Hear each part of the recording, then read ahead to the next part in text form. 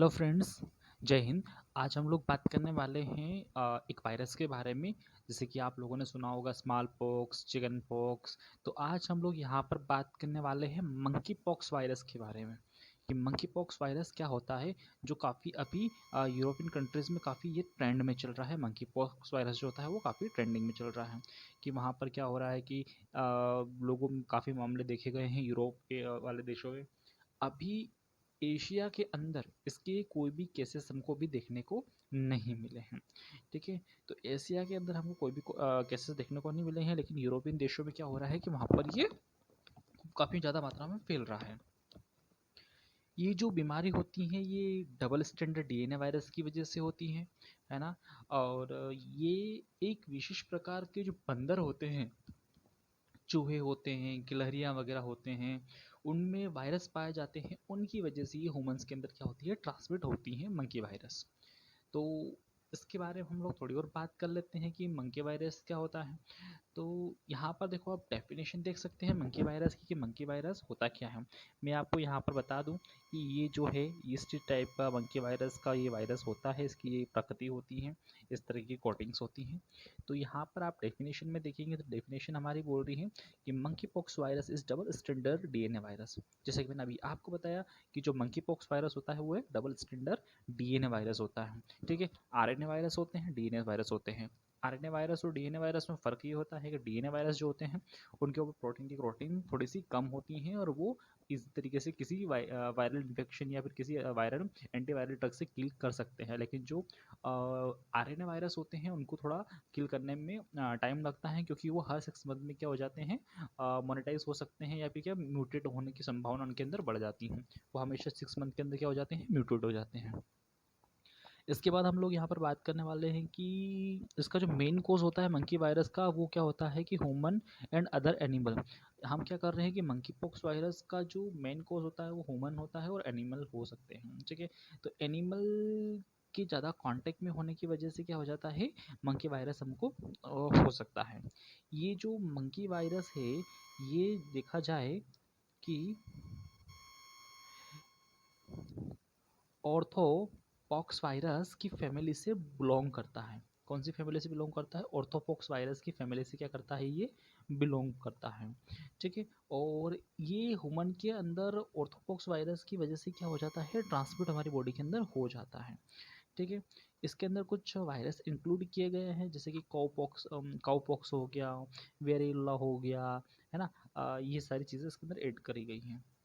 Next हम देखते हैं कि अगर चिकन पॉक्स ट्रांसमिशन कैसे होता है हमारी बॉडी के अंदर, कि अगर हमको चिकन पॉक्स हो गया, मंकी पॉक्स अगर हो गया है, चिकन पॉक्स का जो ट्रांसमिशन होता है वो भी क्या होता है कि वायरल इन्फेक्शन की वजह से होता है। मंकी पॉक्स का जो इन्फेक्शन है वो भी human to animal to human के अंदर इसका ट्रांसमिट हो सकता है। तो यहाँ पर आप देखेंगे कि monkey pox virus can spread when a person come into contact with the virus from the infected animal. ये जो वायरस होता है, अगर पर्सन क्या है, कोई भी व्यक्ति अगर इन्फेक्टेड एनिमल के पास में जा रहा है जो क्या है मंकी पॉक्स वायरस से ग्रसित हैं, तो उसको ये इन्फेक्शन होने के चांसेस बढ़ जाते हैं। इन्फेक्टेड एनिमल्स हो गया, इन्फेक्टेड पर्सन हो गया, है ना, मटेरियल हो गए, है ना, कंटामिनेट मटेरियल्स का यूज़ कर रहे हैं अगर हम लोग, है ना, वायरस का यूज़ कर रहे हैं, या फिर मंकी पॉक्स वायरस जो है एनिमल से होते हुए कहा जा रहा है पुपिल्स के अंदर अगर एंट्री ले रहा है, तो ये वायरस क्या हो सकते हैं, कोज कर सकता है। यहाँ पर आप लोग हेडलाइन में देखेंगे कि द वायरस में also spread through direct contact with body fluid और source on an infected person और with materials that have touched body fluid or source such as clothing और लाइंस। ठीक है, ये जो वायरस होता है क्या हो रहा है कि डायरेक्टली हमारे बॉडी के फ्लूइड से क्या हो सकता है, कनेक्ट हो सकता है, कांटेक्ट करने के कारण ही क्या हो सकता है, फैल सकता है और पर्सन को इन्फेक्टेड कर सकता है। ठीक है, अब यहाँ पर जरूरी नहीं कि अगर हमको फ्लूइड, अगर उसका किसी व्यक्ति का अगर फ्लूइड हमारे कॉन्टेक्ट में आ रहा है तो उसकी वजह से हमको वायरस हो रहा है। हो सकता है कि उस व्यक्ति के अगर कपड़े हमारे कॉन्टेक्ट में आ रहे हैं, है ना, या फिर बॉडी फ्लूइड उसका कॉन्टेक्ट में आ रहा है, या फिर ऐसा लग रहा है कि प्राइमरी या फिर डायरेक्ट कॉन्टेक्ट उससे हो रहा है, या फिर क्या हो रहा है कि सोर्स अगर हो रहे हैं, कोई पस या सेब वगैरह कुछ हो रहा है, तो ये इन्फेक्शन हमको कोज कर सकता है, इस तरीके से ट्रांसमिट हो सकता है। नेक्स्ट हम बात करेंगे कि साइन एंड सिम्टम के बारे में, कि जो मंकी पॉक्स होता है उसके साइन एंड सिम्टम्स क्या क्या हो सकते हैं। तो आप लोग देख सकते हैं कि जो मंकी पॉक्स वायरस होता है उसमें सबसे पहले शुरुआती दिनों में क्या होता है कि हम लोगों को बुखार आता है ना, हाई ग्रेड फीवर रहता है और हम लोगों को बुखार आता है, और धीरे धीरे बुखार आने के बाद शरीर के ऊपर क्या हो जाते हैं, दाने निकलने लग जाते हैं।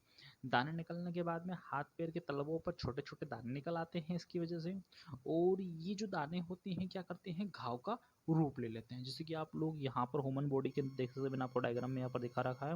ये देखो इसके पेट पे दाने निकल गए, इसके चेहरे पे दाने, इसके चेहरे पे दाने, ये देखो बंदर के भी चेहरे पे दाने निकले हुए हैं। ये जो दाने होते हैं ये हाई ग्रेड फीवर के बाद क्या होते हैं, धीरे धीरे आना दिखना स्टार्ट हो जाते हैं। और हम इसके अंदर देखते हैं कि दानों की बात की जाए, और जब ये दाने ज़्यादा बड़े हो जाते हैं तो इनमें छोटे छोटे, इनमें क्या हो जाता है कि पस बढ़ना स्टार्ट हो जाता है, और ये धीरे धीरे क्या हो जाते हैं कि सूख कर ऑटोमेटिकली दाने क्या हो जाते हैं, सूख जाते हैं, और ये क्या करते हैं, बॉडी से हमारे गिरना स्टार्ट हो जाते हैं। जैसे कि चिकन पॉक्स और स्मॉल पॉक्स में होता है ना, उसमें भी दाने बड़े बड़े हो जाते हैं, काले काले हो जाते हैं, और फिर धीरे धीरे क्या हो जाता है, दाने खत्म हो जाते हैं। तो उसी तरीके से मंकी पॉक्स में भी होता है कि दाने बड़े बड़े हो जाते हैं, काले काले हो जाते हैं, और धीरे धीरे सूख कर ये नीचे गिर जाते हैं। ये मंकी पॉक्स वायरस होता है, ये बच्चों और बूढ़ों में ज़्यादा इन्फेक्ट करता है या फिर ज़्यादा असर दिखाता है।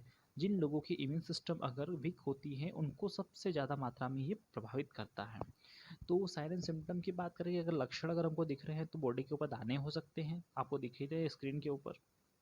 पेशेंट को बुखार आ सकता है, हेडेक हो सकता है पेशेंट को, मसल्स एच हो सकता है पेशेंट को, उसकी जो लिम्फ नोड है उसके अंदर स्वेलिंग आ सकती है, उसको चिल्स हो सकता है, और उसको वीकनेस भी हो सकती है।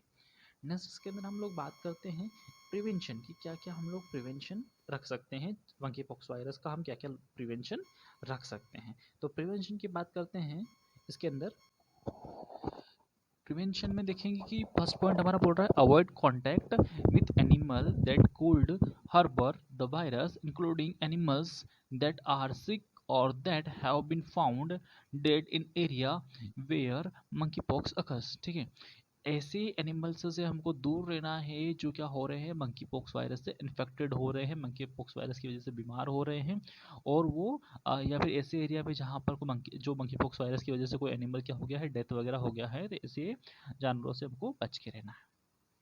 सेकंड पॉइंट हमारा बोल रहा है avoid content contact with any material such as breeding, या इसको ब्लीडिंग भी बोल सकते हैं, breeding that has been in contact with sick animal. ठीक है, जो कॉन्टैक्ट रहेगा अगर सिक एनिमल के लिए जो भी हमने आर्टिकल्स यूज़ करे हैं, जो भी मटेरियल यूज़ किया है, उनके कॉन्टैक्ट से भी हमको क्या करना है, दूरी बनाए रखना है। Next, isolate infected patient from other. ठीक है, अगर कोई पेशेंट मंकी पॉक्स से अगर इन्फेक्टेड हो गया है तो उसको क्या करना है, हमको आइसोलेट करना है, यानी कि बाकी मरीजों से उसको क्या करना है, हमको अलग रखना है। नेक्स्ट हम बात करते हैं we could be at risk for infection. ठीक है, ऐसे जैसे जो भी कारण होते हैं जिसकी वजह से इन्फेक्शन बढ़ने के चांसेस रहते हैं, उनसे भी क्या करना है, हमको दूर अवॉइड करना है। नेक्स्ट आ रहा है practice good hand hygiene after contact with infected animal और humans, for example washing your hand with soap and water और using an alcohol based hand sanitiser. ठीक है, इसके अंदर हमको ये करना है कि हाइजीन मेंटेन करना है, अगर इन्फेक्टेड अगर हो गए हैं तो इन्फेक्टेड एनिमल को अगर हाथ लगा है तो हमको हैंड वॉश करना है अच्छे तरीके से, है ना। उसके बाद हैंड वॉश भी करना है तो साबुन से हमको हैंड वॉश करने हैं, और अल्कोहल बेस्ड सैनिटाइजर अगर है तो उसका भी हम लोग यूज़ कर सकते हैं वायरल इन्फेक्शन से बचने के लिए। नेक्स्ट हम बात करते हैं use personal protective equipment PP with carrying for patient.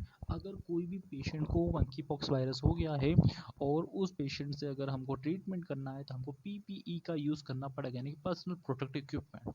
Personal protective equipments क्या होते हैं, जिसके अंदर गोगल होता है, गाउन होता है, कैप होती है, सर्जिकल कैप होती है, सर्जिकल शूज़ होते हैं, सर्जिकल ग्लव्स पहनते हैं। ठीक है, या जो नीचे का जो गाउन के बाद में अगर हमको लग रहा है कि अगर पैंट वगैरह भी अगर हमको पहनना पड़ सकती है तो वो भी हम लोग सारी चीज़ें पहनते हैं, गॉगल पहनते हैं, मास्क लगाते हैं, ये सब पीपी के अंदर ही सारे मटेरियल हमारे आते हैं। बात करते हैं हम प्रिवेंशन के बाद में यहाँ पर ट्रीटमेंट की, कि ट्रीटमेंट में क्या-क्या चीज़ें हम लोग ले सकते हैं। ये पेशेंट को अगर मंकीपॉक्स वायरस हो गया है तो ट्रीटमेंट में क्या लेना है। तो सिंपल सी बात है कि अगर पेशेंट को अगर मंकीपॉक्स वायरस के सिम्टम दिख रहे हैं तो उसको हमको सीधा हॉस्पिटल में एडमिट करवाना है, और जो भी लोकल हेल्थ डिपार्टमेंट है हमारा उसको भी हमको क्या करना है, इंक्वायरीज करवानी है पेशेंट का। और पेशेंट का जो अगर वाकई में मंकीपॉक्स वायरस है तो उसका हमको क्या करवाना है, जांच वगैरह करवानी है। ठीक है, जांच में हम लोग क्या करवाते हैं, सीडीसी करवा सकते हैं जांच में। ठीक है, अब हम कुछ लेबोरेटरी टेस्ट के बारे में बात कर सकते हैं कि पेशेंट को अगर लेबोरेटरी टेस्ट में क्या क्या दे सकते हैं। ये पेशेंट का हम सीबीसी करवा सकते हैं, सीआरपी करवा सकते हैं, सीरोलॉजिकल टेस्ट करवा सकते हैं पेशेंट का, सीरम टेस्ट करवा सकते हैं पेशेंट का, और स्वैब टेस्ट भी पेशेंट का हम लोग करवा सकते हैं। ठीक है, ये सारी चीज़ें हम मंकीपॉक्स वायरस के अंदर करवा सकते हैं। आई होप मेरे द्वारा जो बताया गया वीडियो आपको पसंद आया हो। तो वीडियो पसंद आया है तो कृपया मेरे चैनल को सब्सक्राइब करें, लाइक करें, शेयर करें। मिलते हैं नेक्स्ट वीडियो में, तब तक के लिए जय हिंद।